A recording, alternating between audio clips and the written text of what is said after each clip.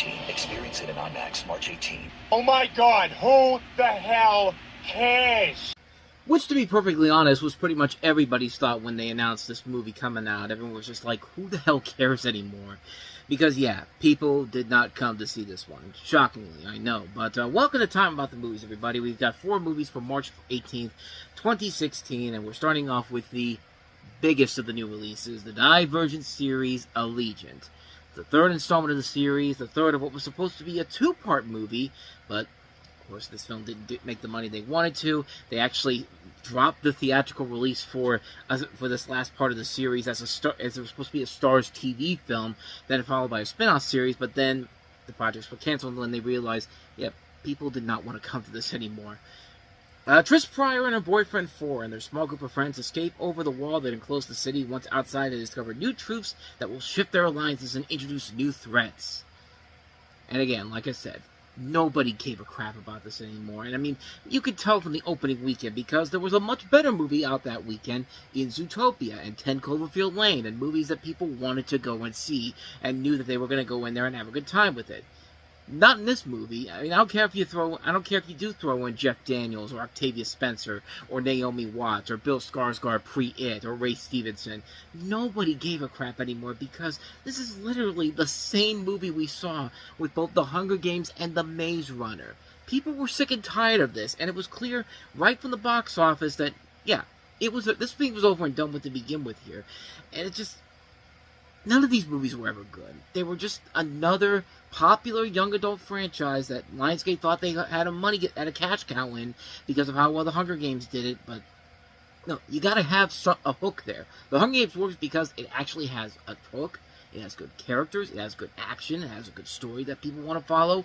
Here, it's just the same thing done over and over and over again. And, you know, I wish people were smart enough to do this more with these franchises that they kept trying to do, but sadly that's not the case nowadays, especially considering that we're making sequels to movies 20 years old and nobody gives a shit about those follow-ups anymore. But yeah, I mean, I guess there's things about it that are okay, I guess. The movie looks nice and the acting is okay, but that's about it.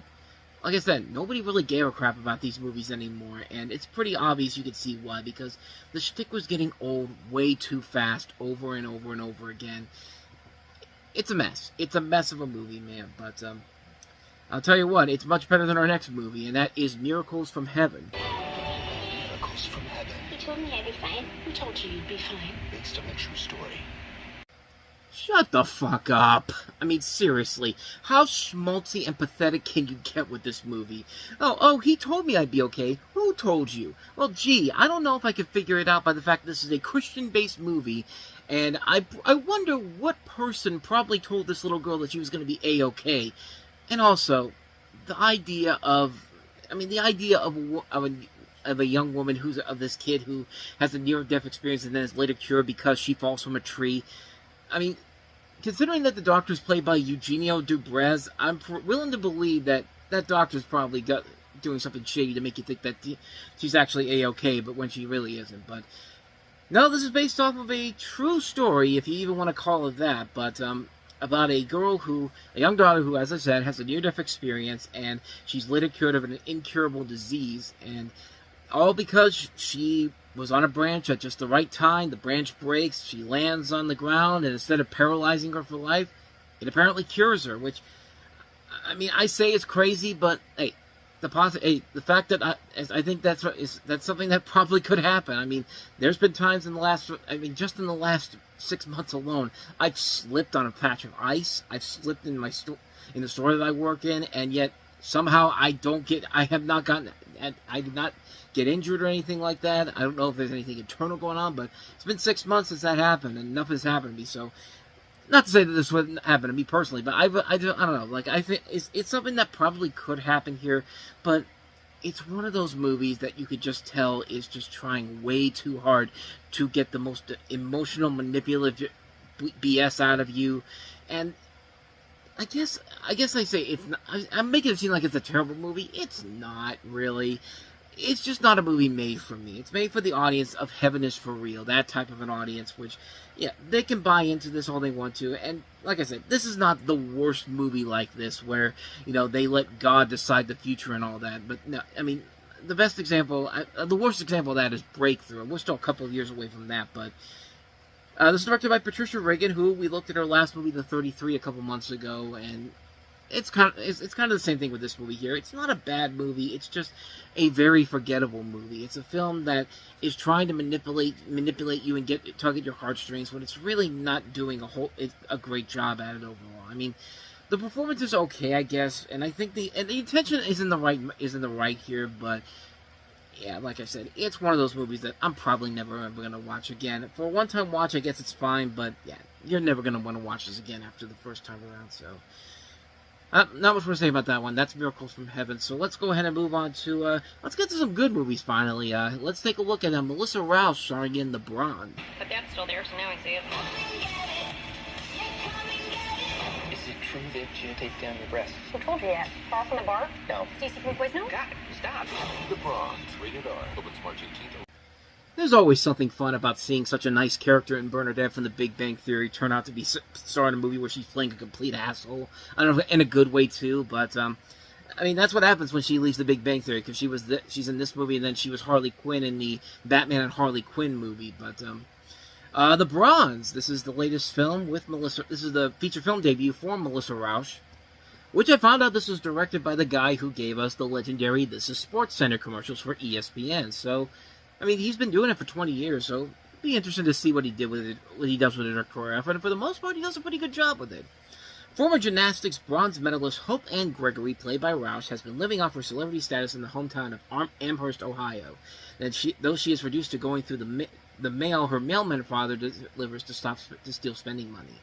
When her former coach Pavlik, played by Christine Abramson, suddenly commits suicide, a letter addressed to Hope stating that if she can guide Pavlik's best student, a young gymnastics star named Maggie Townsend, played by Haley Lou Richardson, to the Olympics in Toronto, she will receive a $500,000 inheritance. So, it's a movie we've kind of seen done before. Stuff like, the Foot Fist Way, or Bad Words, St. Vincent, this scumbaggy assholes is an asshole at the beginning of the movie, and then he does something really incredible and actually good for the community at the end of it, and people start to like him again, and sort of very much like that in this movie. And a lot of people didn't really enjoy this movie, but these are the type of movies I do tend to really love, with a couple of exceptions. I think one of the more recent examples of that was the To-Do List, and also, if you even want to go to that level, sort of the Entourage movie, because those guys really don't feel like the same characters they were when the series ended. But more of this is connected to the To-Do List, and unlike the To-Do List, it works better because I think Melissa Rauch does a pretty good job of playing kind of the scumbaggy douchebag in this movie. I mean, she is kind of a pain in the ass, but in a good kind of way. One that's just like, I don't like you, but you have something about you that I do like, so I want to stick with you and see what kind of crazy shenanigans you're going to go through next year. But you got a great cast. It also includes Gary Cole, Thomas Middleditch from Silicon Valley, Sebastian Stan, Cecily Strong. I mean, there's a good cast involved in here. And for Brian Buckley, not a bad directorial debut for him. I mean, he does do a good job of distancing his normal stuff he does with the This Is Sports Center commercials with this. And I think he did a pretty good job with it overall. I don't think it's the best movie possible that they could have done with this, because there's been so many other better movies done better than this way, but I don't think it's as bad as people make it out to be. I think it actually is a really, really good movie. A very underrated little gem of a film. Yeah, I highly recommend checking it out if you haven't seen it. The Bronze is definitely one that's worth the watch. So let's go ahead and move on to our last movie that we have here. Jeff Nichols' latest film, after directing Mud a couple of years ago. We have Midnight Special. The ranch thinks you're their safe. You don't have to worry about me. I'll always worry about you. Alton doesn't belong with us. Unfortunately, I can only find the Cinemax clip for the Cinemax promo for that, because there's no TV spots out there. But it felt like Warner Brothers kind of was pushing this off to the side here. It didn't do gangbuster business at the box office. It was largely forgotten when it came out. But it's another really good movie from this director, who reunites with Michael Shannon after he did Take Shelter with him. And he plays a father who escapes with his son, played by Jaden Lieberer. I don't know if I pronounced that name correctly, but that's how I'm reading it off of Wikipedia. From both the government and a cult after they discover the son has special powers. So it's kind of like a 1980s Amblin-esque type of movie here. Like, this is something you would expect to see from, like, Flight of the Navigator or Explorers, those type of movies. But But it's a really good movie. It's a very unique film that shows Jeff Nichols' capabilities as a director as a whole, and everybody does a pretty good job on this. You got great performances by Michael Shannon and Jaden. Well, that's probably why I couldn't figure out the name, because here's what I want to show you what I mean here. So up there it says Jaden Lieberher, but if you go down here, it's Jaden Martell. Like, that's why why I didn't get the name correct. But I remember this kid from St. Vincent. He was actually really good in that movie. And I'm guessing he probably changed the name because the name Liebherr doesn't sound as, glamorous as Martell. Martell seems more simple for people to understand. Maybe it's like a stage name thing, but I don't know. That's my thinking behind it. But he was really good in the movie. You also see Joel Edgerton in here. It's pretty good. Kirsten Dunst, Adam Driver, Sam Shepard. They got a great cast involved in here. And like I said, the ambition this movie has is incredible. And I'm kind of ashamed that Warner Brothers didn't really do enough to promote the film. I feel like if you got the right people to promote this movie and get people out there to go see it, I think they would have gone to see this in droves. Because this, like I said, it works as a classic Spielberg-esque type of adventure film. And I think it's done very well. It's an underrated little gem of a movie that really deserves a lot more attention. If you haven't seen this movie, definitely check it out. Especially if you like this director's work. It's a movie that really, really is much better than I think a lot of people make it out to be. So, yeah. That's my thoughts on a midnight special. And thus, with all that said, we wrap up another episode of Time About the Movies, and we'll wrap March off next week with, oh boy, this movie, I can't wait to see the reactions from people on this, if you didn't see my original reviews for it.